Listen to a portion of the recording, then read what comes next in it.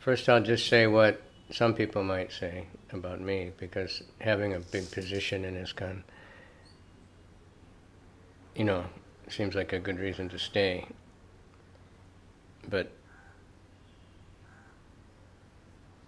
I would have never thought of leaving ISKCON from the very beginning that I was in ISKCON, because we knew Prabhupada wanted it. Prabhupada created ISKCON, and then the more we researched that, we just put out a book Rabindranath Sarup wrote after many years of research, how Prabhupada made ISKCON, how much work he did. And we get memories. We had one came up recently from Ramaswar Prabhu, who was working closely with BBT, and that meant all the money, and how Prabhupada just, created ISKCON with so much endeavor. And he wanted us to stick it out, and if we think something's wrong, we have to make ourselves right. And I've never, experimented with any other group, but I feel Prabhupada is in ISKCON. He made it. And although there may be times when somebody doesn't follow, but it always works out. Things get back where they belong.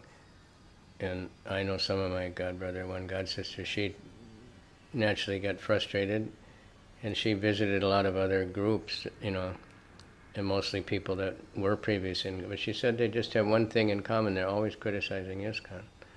And she finally thought, I might as well go back to the thing. So, what is ISKCON? It's a legal entity.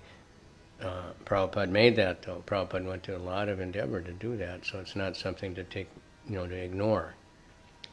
But also it's a consciousness centered on, on Prabhupada, where I find in ISKCON leaders especially, but everybody, they want to follow Prabhupada. They're really trying, and they're willing to, take a humble position if things aren't exactly the way they want it to be. So I find ISKCON to be the real place where, because Prabhupada is there, that's, where the energy. You find so many very, very happy devotees, and so many things are flourishing. And it's what Prabhupada wanted. He set up a society, and the history is there, how much, it was an easy thing to do. And then to guide it and take care of it with all the difficulties that come, the more people you get.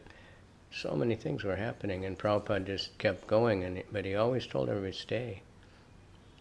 So I don't want to go against that. I don't want to think that I know more than Prabhupada. So I always stay with it. Although I'm not blind, and I see many, many mistakes we made, and many things still I don't agree exactly that is exactly the way Prabhupada would like things.